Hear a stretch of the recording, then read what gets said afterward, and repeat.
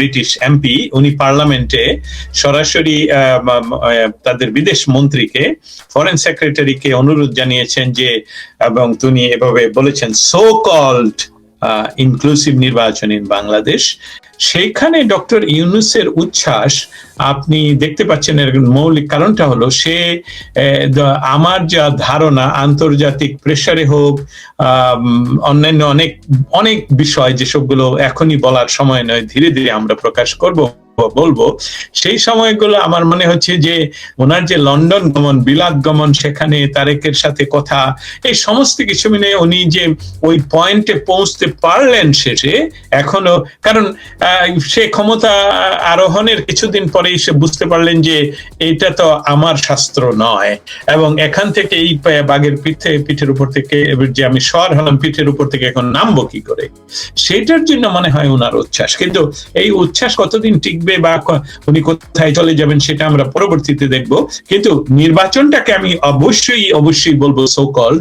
এর কারণ হলো আন্তর্জাতিক বিভিন্ন ইয়েতে যদি আমরা বলি, মানদণ্ডে যদি আমরা বলি, গণতান্ত্রিক মানদণ্ডে আমরা যদি বলি, ব্রিটিশ গণতান্ত্রিক মানদণ্ডে আমরা যদি বলি, আমরা এখন সবচেয়ে কাছে চলে আসি।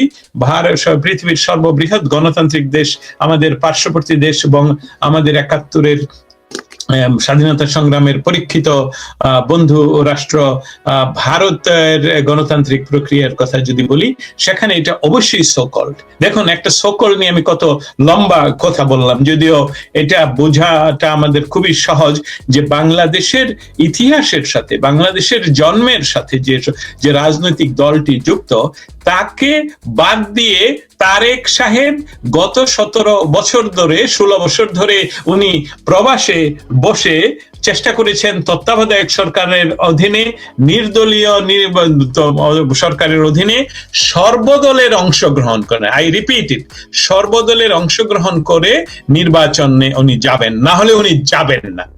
আচ্ছা, ভালো কথা। তাহলে এই ডক্টর ইউনূস তো নির্দলীয় সরকার হলেন কি করে, যখন একটি দলকে উনি নিষিদ্ধ করে দিলেন, একটি দলকে যখন বললেন যে তোমরা নির্বাচন করতে পারবে না, তাহলে তো যারা আজকে এই তথাকথিত নির্বাচনে অংশগ্রহণ করে ঢেকুর তুলছেন জয় পরাজয়ের, তাদের জন্য আসলেই এটা দুঃখ সংবাদ যে বাংলাদেশের মানুষ এই নির্বাচনকে তথাকথিতই বলছে, সোকল্ড হিসেবে গ্রহণ করেছে, এবং তাদেরকে এই নির্বাচনে যা কিছু ঘটে, যা রেজাল্ট আসুক, সবকিছুই হলো এটার কোনো আন্তর্জাতিক মানদণ্ডে, বাংলাদেশের 55 ইয়ার্স এর মানদণ্ডে কোনো ক্রমেই এটা একটা গ্রহণযোগ্য নির্বাচন নয়। So let's finish that, it is a so called election. অনেক ধন্যবাদ আপনাকে। আপনি সোকল্ড নিয়ে যে ব্যাখ্যা দিলেন, খুবই যথার্থ ব্যাখ্যা। আমি যদি একটু আপনার কাছ থেকে, সারাদিনে তো অনেক আলোচনা হয়েছে, আপনি অনেক বিশ্লেষণ করেছেন, পর্যবেক্ষণ আপনি তুলে ধরেছেন বিভিন্ন ভাবে। যেহেতু আমার সঙ্গে আজকে প্রথম আপনার সঙ্গে কথা হচ্ছে, আপনার কাছে যদি একটু জানতে চাই, যে অনেকেই তুলনা করছিলেন বা বলছিলেন আমরা 14, 18, 24 নির্বাচনকে সবচেয়ে কলঙ্কজনক কিংবা বলা হয় বিতর্কিত নির্বাচন। তাহলে এইটাকে, এই যে নির্বাচন গেল আপনার যে সোকল্ড, এই সোকল্ড নির্বাচনের সঙ্গে আপনি 14, 18 পার্থক্য কি দেখতে পাচ্ছেন? কেন এটিকে বলা হয় যে একদম বিশ্বের নাকি স্মরণীয় একটি নির্বাচন হবে?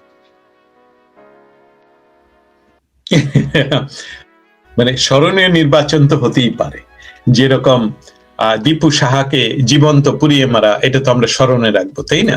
কিন্তু আমরা তো রিপিট করতে চাই না এই বিষয়টাকে। অতএব এই নির্বাচনটা স্মরণীয় হয়ে থাকবে, এই কথার সাথে আমি দ্বিমত পোষণ করতেই পারি না।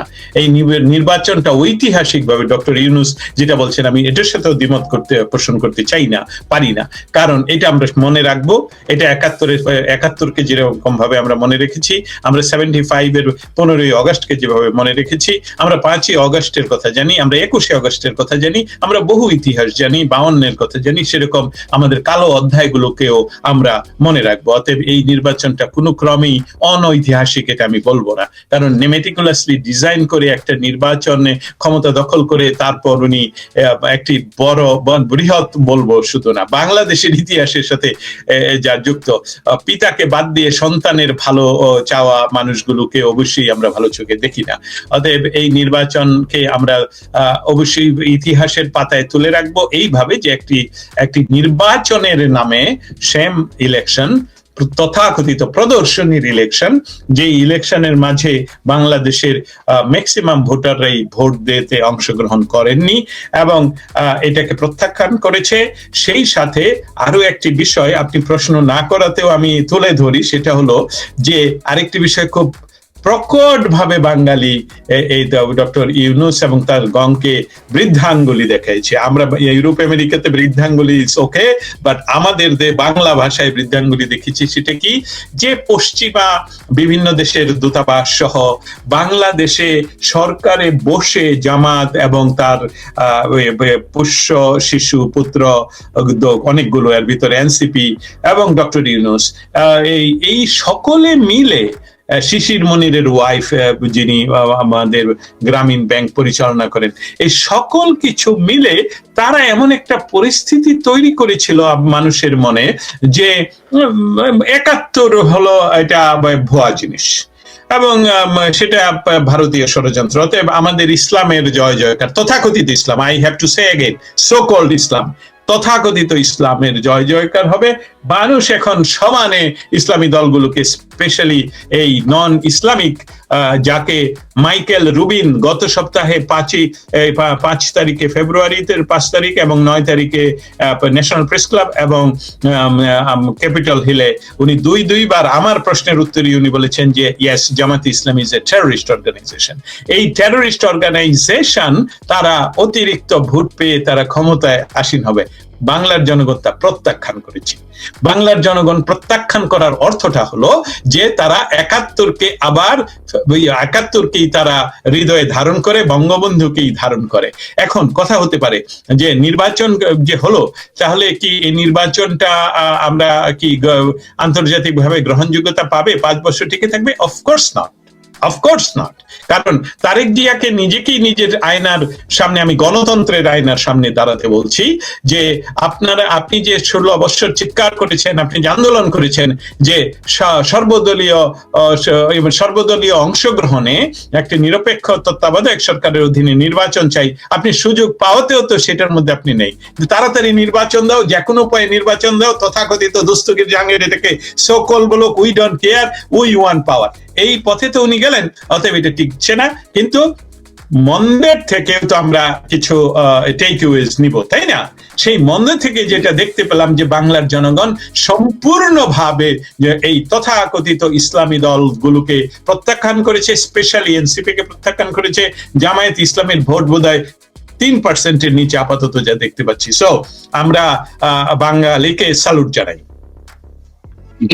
এই জায়গাটিতে আমি যে কথাটি একটু বলছিলাম, যে অনেকেই বলছেন বা আমরা দেখেছি শুধুমাত্র সামাজিক যোগাযোগ মাধ্যমে যে সেটি না, বাংলাদেশের মেইন স্ট্রিম সংবাদ মাধ্যমগুলোতেও দেখেছি যে ভোট যেমন বলা হয় বা 18-র ভোট রাতে হয়েছে কিংবা 24-এর ভোট একতরফা হয়েছে।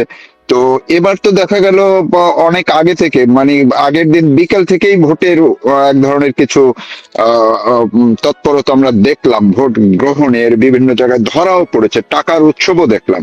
তো এইগুলোর সাথে আপনি কিভাবে 24 এবং 18-কে একটু মিলাবেন?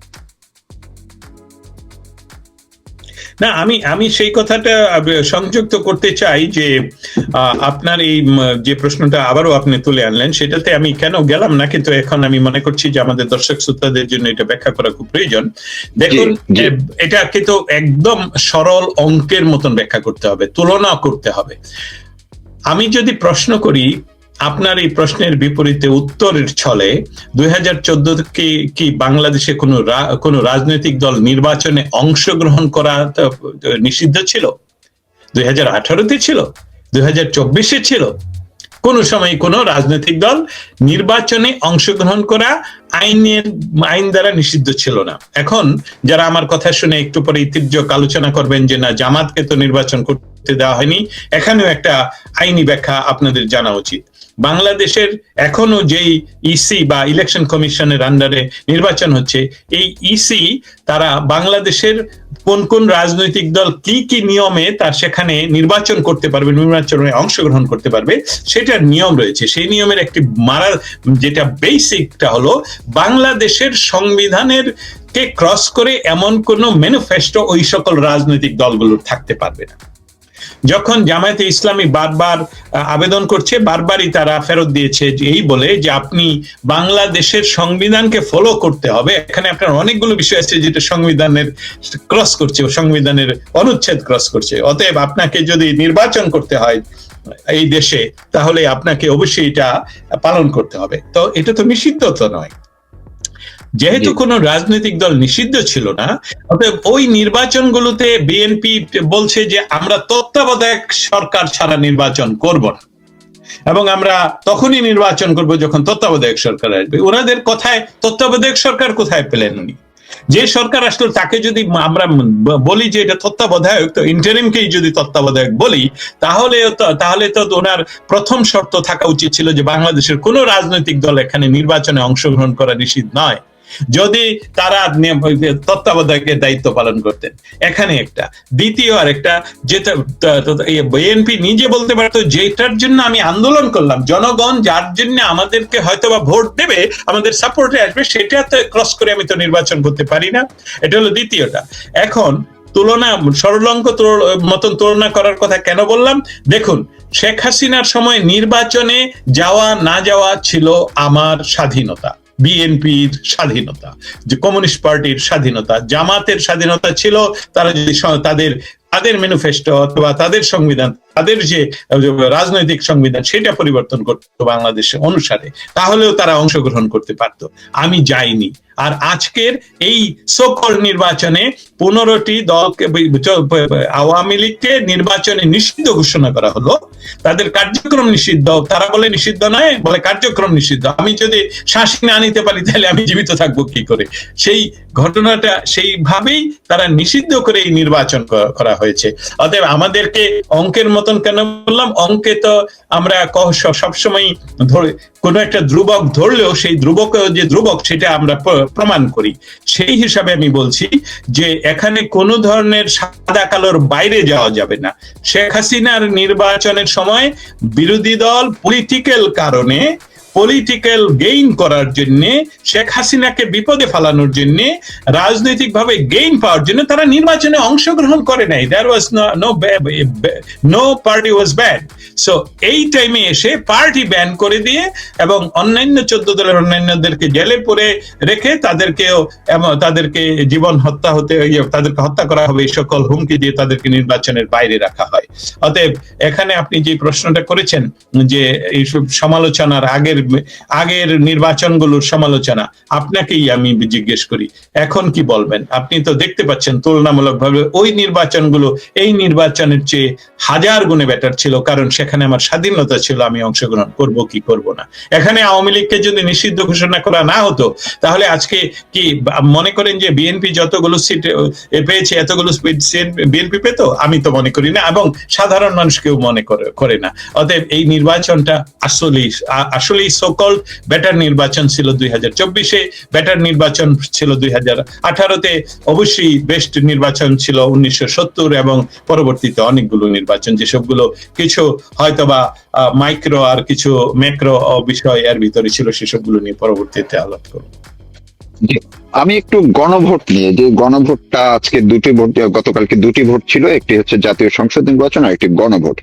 এই যে গণভোটে সরকার প্রধান থেকে শুরু করে সবাই রাষ্ট্রীয় টাকা খরচ করে, 100 কত কোটি টাকা খরচ করে ভোটের পক্ষে প্রচার করা হলো। তারপরেও এই যে সেনা নিয়ন্ত্রিত নির্বাচন যেভাবে হলো, তারাও ভোটের পক্ষে কাজ করেছে। এরপরও এত পার্সেন্ট, প্রায় 40% মতো, 25% মতো যে না ভোট পড়লো, এই না ভোটটা কারা দিল? আহ, আপনার প্রশ্নের উত্তর দেয়া একটু কঠিন হবে এই জন্যে, আহ, তারা এই নাম্বারগুলো এখন যে সকল বলছে এইসবগুলো ফাইনাল না হওয়া পর্যন্ত সঠিকভাবে এই আলোচনায় যাওয়া যাবে না, কিন্তু আমরা আমরা ভেগ হিসেবে আলোচনায় যেতে পারি। প্রথমত, গণভোট কি? গণভোট কে করতে পারে? গণভোট করার অধিকার কার বা অথরিটি আসে থেকে? আমরা লিগালিটি, অথরিটি এসবগুলো যদি না বুঝি, না জানি না, তাহলে তো এই গণভোটের কথা নিয়ে মানে গণভোট নিয়ে যারা যা করছে তারা না বুঝেই করছেন। বাংলাদেশের সংবিধান অনুসারে কোন বিষয়ে গণভোট করার একমাত্র অধিকার হলো বাংলাদেশ পার্লামেন্টের, যেটা গত পার্লামেন্ট কে ডিজলভ করলো, কেন করলো, সেসবগুলো আমরা জানি না। আগামী পার্লামেন্ট না হওয়া পর্যন্ত গণভোট হওয়ার কোনো কারণ নেই। অতএব এটা সম্পূর্ণ ইল্লিগাল গণভোট।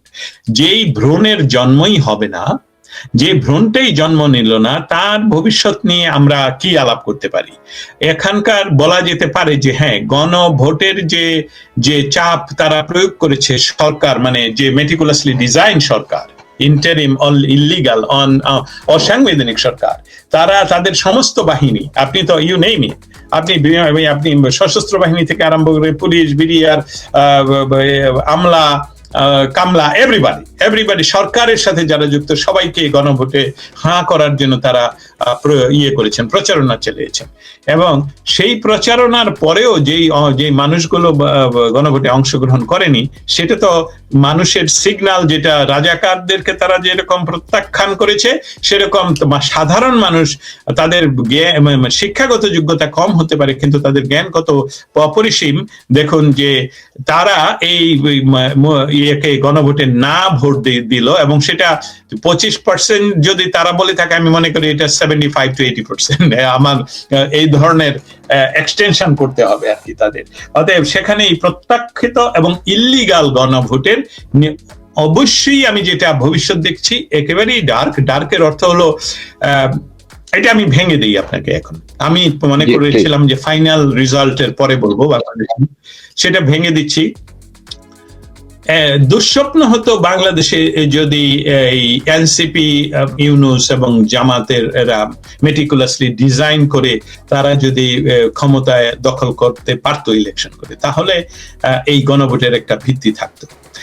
এই গণভোটের আপাতত আর কোনো ভিত্তি থাকবে না। এর কারণটা হলো বিএনপি কিন্তু কেউ স্বীকার করুক আর না করুক, আলটিমেটলি বাংলাদেশের দ্বিতীয় বৃহত্তম দল। তার জন্ম কোথায়, কিভাবে, না ওই ইতিহাসে এখন গেলাম না, কিন্তু সেই যে দ্বিতীয় বৃহত্তম দল হিসেবে তার এলিমেন্ট গুলোর মধ্যে তারা এককভাবে জামাতপন্থী নয়, এককভাবে ইসলামপন্থী নয়, এককভাবে পাকিস্তানপন্থী নয়, এককভাবে তারা ভারত বিরোধী নয়, তারা একটা সংকর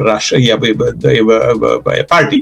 অতএব সেখানে অনেক বেশি অংশই হলো বাংলাদেশের 71-এর স্বাধীনতার পক্ষের মানুষ রয়েছে, সেখানে অনেকেই রয়েছে, রাজাকার রয়েছে, অনেক রয়েছে, এমনকি জামাতের যারা লুঙ্গির নিচে থাকে তারাও আছে, কিন্তু শক্তিশালী অনেকগুলো এলিমেন্ট সেখানে রয়েছে। তার অর্থ হলো যে এই তথাকথিত নির্বাচনে কিছুদিনের জন্য হলেও যদি তারা সরকার গঠন করতে চেষ্টা করে, আর না করতেও পারে, সেটা আমি যেভাবেই যাক, যে না ভোটের অস্তিত্ব আর টিকলো না। কারণ জামাতকে না বলাই হলো না ভোটের না, ইউনূসকে না বলাই না ভোটের না, এনসিপি কে না বলাই না ভোটের না। এমনকি আমি এটা মনে করি যে স্পেশালি বিএনপির যে সকল সামনের সারির নেতৃবৃন্দ যারা নিজ মুখে বঙ্গবন্ধু, বাংলাদেশ, জয় বাংলাকে ধারণ করে বিশ্বাস করে আওয়ামী লীগের বিরোধিতা তারা করবে, কারণ ক্ষমতার জন্য তারা নির্বাচিত হয়ে এসেছে সেখানে, এটা ইঙ্গিত করে যে গণভোটের না হয়েছে। তারা যদি 100% হ্যাঁ বলে, এটার কোনো ভবিষ্যৎ নেই। আমি একদম শেষ পর্যায়ে আপনার কাছে আর একটা প্রশ্ন করতেই চাই। এই যে আপনি বললেন সরকার গঠন করবে, এখন রেজাল্ট কালকে হয়তো হবে, আমরা দেখতে পাচ্ছি এর মধ্যে এনসিপির নাহিদ ইসলাম তারা সবাইকে কোথায় কোথায় যেন ডেকেছেন। আগে তো রাজুটের ডাকতেন, এখন নাকি কোথায় ডাকছেন সবাইকে। তাহলে আগামী কালকে বা পরশু এই ফলাফল ঘোষণাকে ঘিরে কিংবা ফলাফল ঘোষণার পর সরকার গঠনের প্রক্রিয়া কেমন হতে পারে? আপনি কোনো আশঙ্কা করছেন কিনা? কি শান্তিপূর্ণভাবেই হবে নাকি কোনো অন্য কিছু হবে? এই আশঙ্কাটা, ধন্যবাদ। এটা নিয়ে আমরা একটু সময় ব্যয় করতে হবে, অপেক্ষা করতে হবে। আর কারণ কি, যে ডক্টর ইউনূস এবং তার সাথে এই যে কিছু দালাল প্রকৃতির লোক রয়েছে, যেমন আমেরিকা থেকে একজন গিয়ে, যিনি কমিশনের প্রধান ছিলেন, আলী রিয়াজ, এরা পরিকল্পনা ছিল যে এমনকি 50-50 যদি তারা করতে পারতো, তাহলে তারা তাদের এখনো এই পরিকল্পনা থেকে যে তারা বের হয়ে আসেনি সেটা প্রমাণ হবে 24 ঘন্টার ভিতরে। সেটা বলি, তাদের ইচ্ছা ছিল যে এই না ভোটে, গণভোটে জয়যুক্ত হবে, জামাত এবং এনসিপি এরা অনেক বেশি সিট দখল করবে, তখন তারা অফার করবে বিএনপি কে, বা আমি একদম সরল ভাবেই বলছি, অফার করবে আসুন আমরা একটি জাতীয় সরকার গঠন করি এবং সংবিধান পরিবর্তনের করতে হবে, আমরা সংসদ আগামী 6 মাস আমরা এটা গণপরিষদ হিসাবে চালাবো, সেসবগুলো তারা নিজেরাও বলেছে। কিন্তু আমি বলি, রাজনীতি এবং সমাধান, রাজনীতি শুধু নয়, সময় এমন একটি বিষয়, এই পর মুহূর্তের ঘটনাগুলো সমস্ত কিছু কন্ট্রোল করে। এই মুহূর্তে আমরা দেখতে পাচ্ছি বাংলাদেশের জাতীয়তাবাদী দল তারা অনেক ভোটেই নাকি এগিয়ে আছেন। অতএব ইতিমধ্যে তাদের হাতে আর নাটাইটা নাই সেরকম শক্তভাবে ইউনূসের হাতে বা আলী রিয়াজদের হাতে। কিন্তু যেহেতু ইউনূস গং, আলী রিয়াজ, এমনকি সশস্ত্র বাহিনী, এই 3 পিস যদি একত্রিত হয়ে হ্যাং করে দেয় বা তারা বিভিন্ন প্রক্রিয়া করতে পারে। একটি প্রক্রিয়া হলো যে আসুন সম্মিলিত ভাবে আমরা একটা সরকার গঠন করি 1 টার্মের জন্য, পরবর্তীতে আমরা দেখব, কারণ আমাদের এই করতে হবে সেই করতে হবে।